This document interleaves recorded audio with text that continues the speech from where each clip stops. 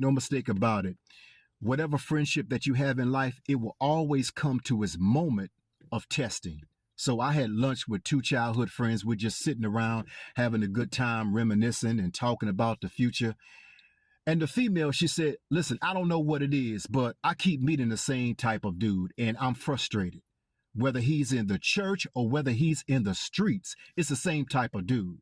Either he's a liar, a cheat, a narcissist, or either he's an abuser, a controller.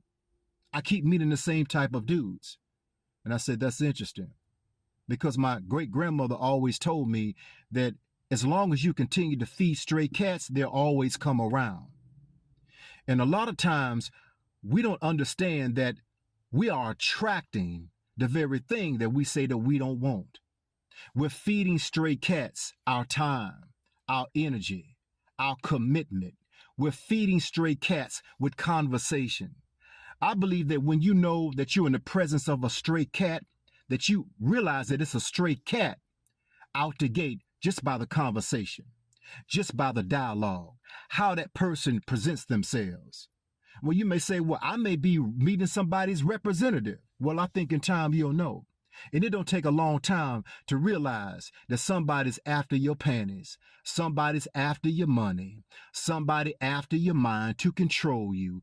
We're able to sense those things out just through conversation and to weed out the stray cats from people who are authentically real. A stray cat can sense when you lonely. A stray cat can sense when you horny. A stray cat can sense when your relationship with God ain't what you say that it is. A stray cat know all of the things to say because you're in a vulnerable place right now. And as long as you keep feeding that cat your time, your energy, your resources, and conversations, or the thought that you can change that cat's behavior into something that's more domesticated, that cat's going to continue to come around because you keep feeding them. But the moment that you understand who you are, the moment that you embrace your identity, who God says that you are, you start cutting off the feeding supply. And that cat will either starve or go somewhere else and get fed. So my homeboy, he said, you know what? Hey, I want to talk about, man, these chicks out here in these streets, man. And just like, old girl said, listen, whether they in a church or whether they in the streets, I keep meeting the same type of chicks, man. They all about that paper. I mean, they're just, man, I can't find a good one out here. I said, okay, that's interesting. Because I'm looking at both of y'all and I'm looking at myself in the mirror of who I used to be.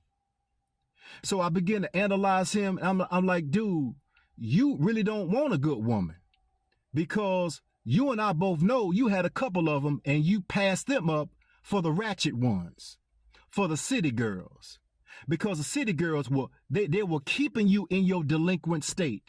The city girls, they didn't require much except for to take them out for drinks and take them to the club or take them to see this band or, take them to this concert, take them to this comedy show.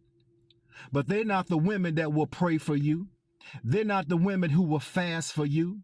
They're not the women who will open up the Bible and give you a word. See, you don't want those kind of women because it's a requirement that you got to now grow up and maturate and stop being a little boy.